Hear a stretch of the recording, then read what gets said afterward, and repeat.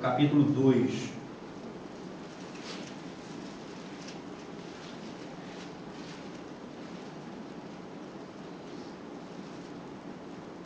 Capítulo 2, verso 11 em diante, diz assim: Amados, exorto-vos como peregrinos e forasteiros que sois, a vos abster das paixões carnais, que fazem guerra contra a alma, mantendo exemplar o vosso procedimento no meio dos gentios, para que naquilo que falam contra vós outros, como de malfeitores, observando-vos em vossas boas obras, glorifiquem a Deus no dia da visitação. Sujeitai-vos a toda instituição humana por causa do Senhor, quer seja o rei como soberano, quer as autoridades como enviadas por ele, tanto para castigo dos malfeitores, como para louvor dos que praticam bem. Porque assim é a vontade de Deus, que pela prática do bem façais emudecer a ignorância dos insensatos. Como livres que sois, não usando todavia a liberdade por pretexto da malícia, mas vivendo como servo de Deus. Tratai todos com honra, amai os irmãos, temei a Deus, honrai o rei. Serve e sede submisso com todo o temor ao vosso Senhor, não somente se for bom e cordato, mas também ao perverso, porque isto é grato, que alguém suporte tristezas, sofrendo injustamente por motivo de sua consciência para com Deus. Pois que glória há, se pecando e sendo esbofeteado, por isso o suportais com paciência? Vou repetir: pois que glória há, se pecando, cometendo pecado, sendo esbofeteados por isso, o suportais com paciência? Se, entretanto, quando praticais o bem, sois igualmente afligidos e o suportais com paciência, isto é grato a Deus. Portanto, porquanto para isto mesmo fostes chamados, pois que também Cristo sofreu em vosso lugar, deixando-vos exemplo para seguirdes os seus passos, o qual não cometeu pecado, nem dolo algum se achou em sua boca, pois ele, quando ultrajado, não revidava com ultraje. Quando maltratado, não fazia ameaças, mas entregava-se àquele que julga retamente, carregando ele mesmo em seu corpo, sobre o madeiro, os nossos pecados, para que nós, mortos para os pecados, vivamos para a justiça, pois suas chagas fostes sarados.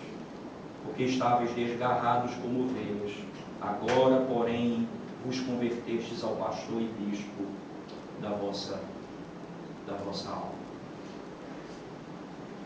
Mais uma vez, Pedro toca na mesma tecla: se vocês sofrem por causa do pecado, que bem há nisso.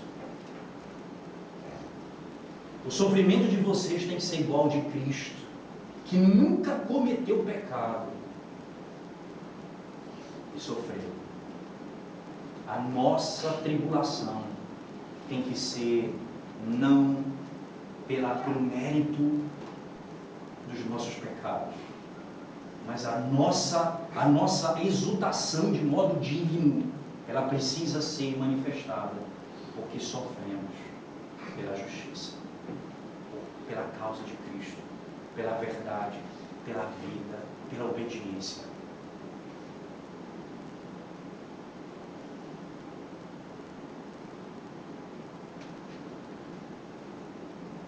Não é exatamente porque nós estamos passando por alguma enfermidade que esse texto se aplica. Não é exatamente porque nós estamos sofrendo alguma dor na vida, alguma área que esse texto certamente se aplica. Esse sofrimento específico aqui é causado porque o modo de vida do cristão se levanta e condena o mundo, sem que necessariamente tenhamos que falar. O modo de vida do cristão se levanta e condena o mundo. Jesus Cristo não é apenas o nosso exemplo nesse caso. Ele é a nossa única maneira de viver isso aqui. Porque Ele é a nossa redenção.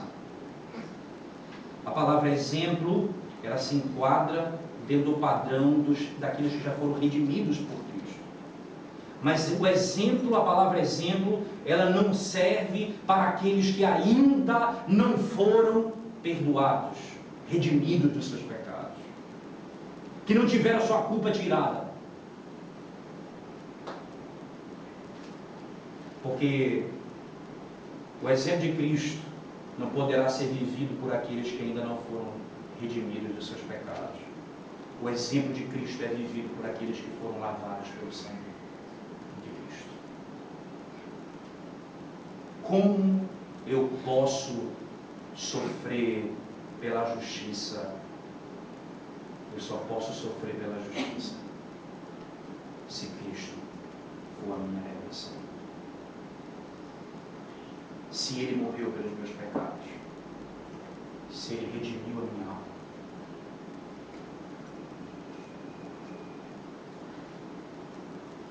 E ainda a esperança, o conforto que o próprio Senhor Jesus traz aqui na bem-aventurança, dizendo: exultem, glorifiquem a Deus, alegrem-se, porque os profetas passaram por isso. Tem o ápice na pessoa dele, ou profeta, Jesus Cristo. Porque o próprio Moisés profetizou acerca dele. Deuteronômio 18, ele disse: Deus vai enviar outro profeta semelhante a mim, a ele ouvir. Jesus Cristo, o profeta, este morreu pelos meus pecados, falou a verdade, por isso perseguido foi, e é exemplo para aqueles que lhe redimiram. O meu padrão é Cristo. O meu exemplo é Cristo.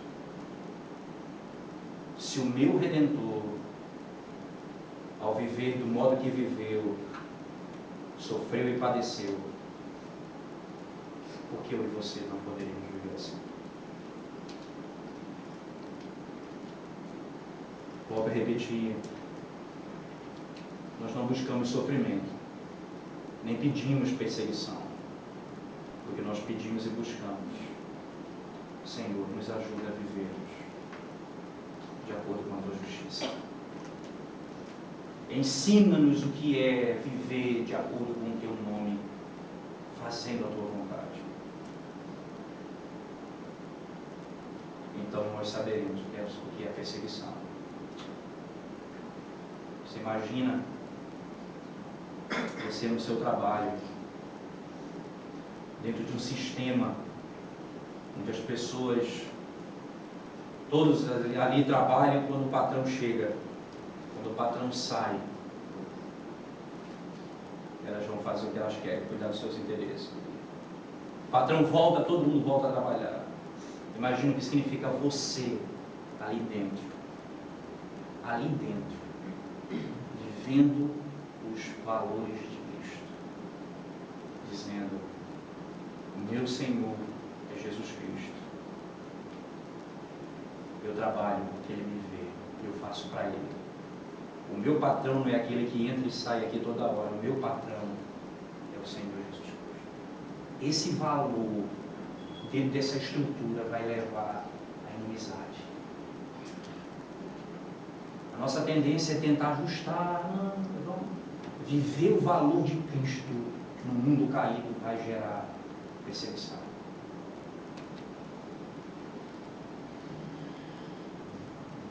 Eu estava vindo para o seminário, tinha 18 anos de idade. Se converteu um cidadão na minha igreja, o nome dele é São Antônio. Ele trabalhava na Eletronorte, empresa que era subsidiária da hidroelétrica de Tucuruí. Era a empresa da hidroelétrica, não é? E ele prestava serviço de fato à Eletronorte, trabalhava no setor pessoal de uma empresa que prestava serviço à Eletronorte. E ele fazia parte de um esquema de falcatruas ali dentro, de hora. Quando eles havia hora extra, eles faziam um esquema de burlar a lei e não pagar a hora do povo e esse tipo de coisa. Um dia o evangelho alcançou esse homem. mas alcançou ele de maneira impressionante. Esse homem começou a entrar em crise, procurava o pastor e dizia: pastor, eu estou acabado, eu não consigo mais fazer aquilo. Eu tenho aprendido que o Deus que me salvou é o Deus de justiça. Eu não posso ser injusto, eu não posso praticar injustiça no meu trabalho. Então esse homem começou a entrar em angústia muito grande. Ele disse numa reunião da empresa, do pessoal que fazia esse tipo de coisa: olha, a partir de hoje vocês não podem contar mais comigo. Eu não vou mais roubar 1 hora de ninguém, porque isso não é correto. Resultado: esse homem, irmãos, ele tinha, quem trabalhava nessa empresa tinha escola de graça para os filhos, o melhor hospital da cidade, morava uma vila residencial muito conforto, muito conforto. E ele estava botando em risco tudo isso, porque ele poderia ser demitido. E aí a empresa, esse pessoal começou a pressionar e disse: eu não volto atrás. Esses são os meus valores a partir de hoje. Eu não posso mais roubar 1 hora de ninguém. Perdeu o emprego dele. Foi demitido. Eu fui me despedir desse homem na rodoviária da minha cidade. E no outro dia eu estava vindo para Recife, ele estava indo embora. Ele foi vender melancia na beira da estrada.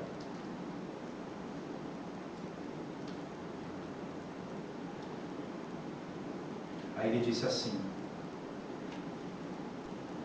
palavras dele diretamente, né?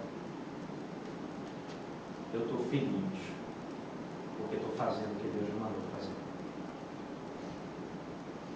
E Deus prometeu que Ele tomaria conta de mim. E eu creio nisso.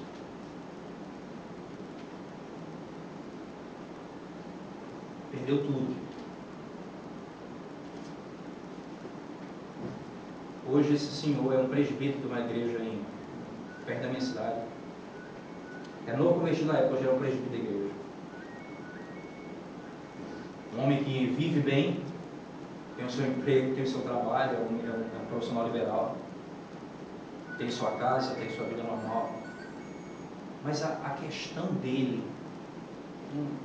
eu não preciso dizer que ele hoje tem riqueza, ou que é um rico aqui nessa terra.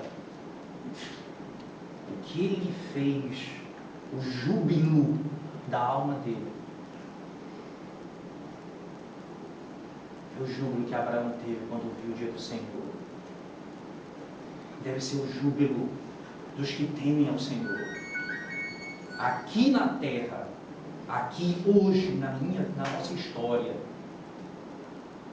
se nós vivermos o Evangelho como ele é, o mundo não suporta.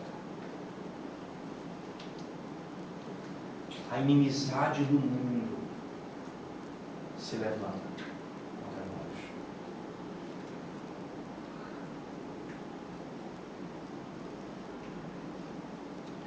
Regozijem-se, jubilem, porque é grande o vosso galardão nos céus.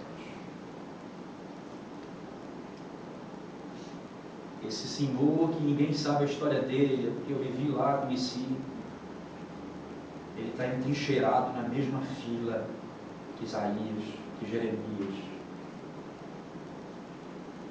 Já pensou? Ninguém sabe o nome dele. Seu Antônio, tem Antônio. No dia do Senhor, ele vai estar na mesma fila que Isaías, Jeremias e os profetas.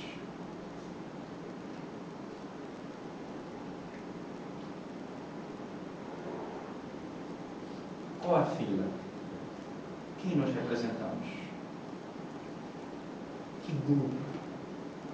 Qual a causa do nosso sofrimento?